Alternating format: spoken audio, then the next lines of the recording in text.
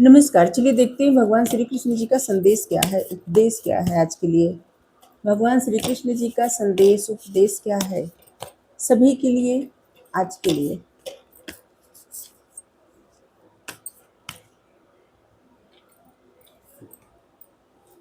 True leader, friend और enemy. सच्चा नेतृत्व, सच्चा नेता।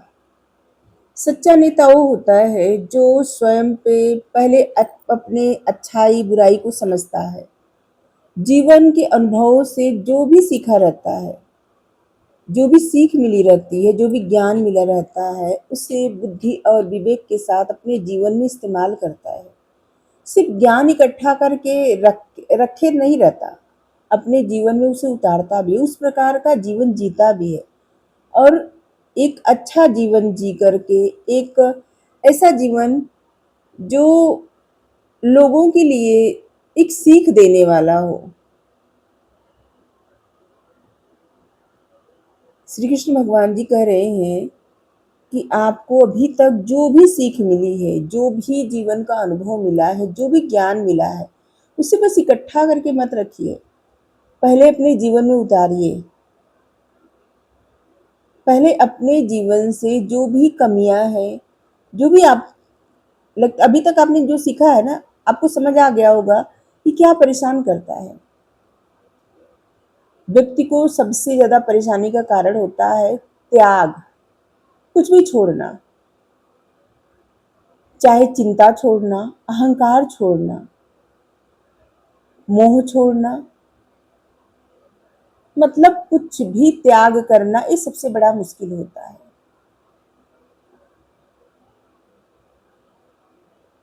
और यहाँ पे श्री कृष्ण भगवान जी आपसे कह रहे हैं, सच्चे नेता वो होते हैं जो सबसे पहले अपने जीवन में सुधार करते हैं, अपने जीवन में अनुशासन लाते हैं, जो भी ज्ञान मिला रहता है उसी के अनुसार अपना जीवन जीते हैं। फिर वो दूसरों के लिए एक एग्जाम्पल सेट करते हैं, दूसरे लोग भी उनको देख करके वैसा बनने का प्रयास करते हैं और अपने भीतर की अच्छाई को जगाते हैं। इसलिए जो भी आपने सीखा है, जो कुछ भी, अहंकार रहित होकर के, अहंकार मतलब अहंकार में नहीं, बल्कि समझ करके अपने जीवन में उस ज्ञान को उतारिए, उस तरह का आचरण करना शुरू करिए।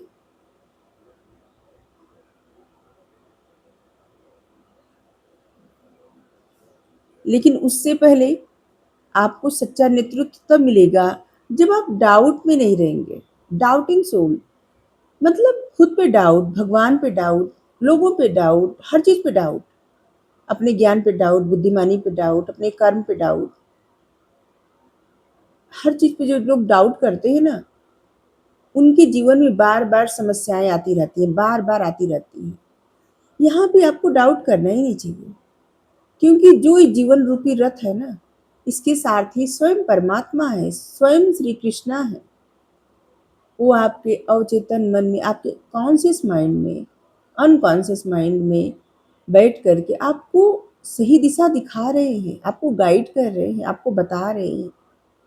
इसके लिए आपको बहुत ज्यादा लोग का ढंडन करने की जरूरत नहीं है कि भगवान को मनाने के लिए आपको बहुत ज्यादा उपाय करना पड़ेगा, बहुत कुछ नहीं। सिर्फ पूर्ण समर्पण, समर्पण भाव रखिए, भरोसा करिए, डाउट मत करिए, ईश्वर पे डाउट मत करिए। और अपने मन को, सबसे ज्यादा जरूरी है ना अपने मन को समझना। मन के हारे हार है, मन के जीते जीत। जो लोग अपने मन पे कंट्रोल करना चाहते हैं वो लोग परेशानी में पड़ सकते हैं, क्योंकि मन कंट्रोल में होता ही नहीं। व्यक्ति जितनी तेजी से अपने मन को कंट्रोल करता है ना, उतनी तेजी से मन भटकने लगता है। जैसे ही मौका मिलता है ना, भटकने लगता है बहुत तेजी से।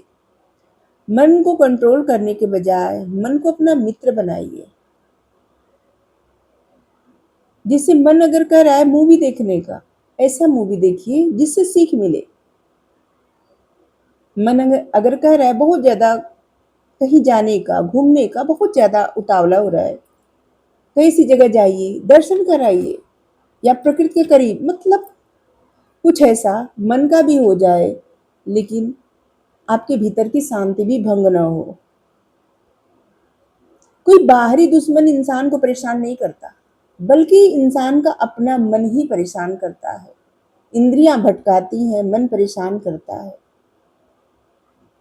इसलिए मन को समझिए। मन ही आपका दोस्त है और मन ही आपका दुश्मन है। ये आप पे निर्भर है, अपने मन के साथ दोस्ती करना चाह रहे हैं या फिर दुश्मनी। ठीक है, अगर आपको सच्चा नेता बनना है, सच्चा नेतृत्व करने वाला बनना है, तो सबसे पहले अपने मन से दोस्ती करिए।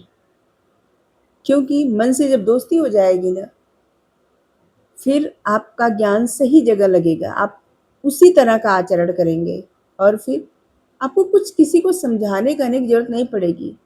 आपको देख करके लोग आपका अनुसरण करेंगे, आपकी जैसा बनने का प्रयास करेंगे। बहुत सारे ऐसे लोग होते हैं जो किसी को ऐसे नहीं कहें कि मेरे जैसा बनो, लेकिन लोग उनके जैसा बनने का प्रयास करते हैं। कुछ लोग होंगे दुनिया में, कुछ लोग नहीं है, लेकिन फिर भी उनके जैसा बनने का प्रयास करते हैं, क्योंकि उन्होंने अपने जीवन को सही दिशा दिया, वैसा ही आचरण किए जैसा उनको करना चाहिए था, और उसी में उनका सच्चा नेतृत्व छुपा था, और उसी तरह से वो सबके लिए एक उदाहरण बने। तो आज के लिए इतना ही। Thank you. राधे राधे।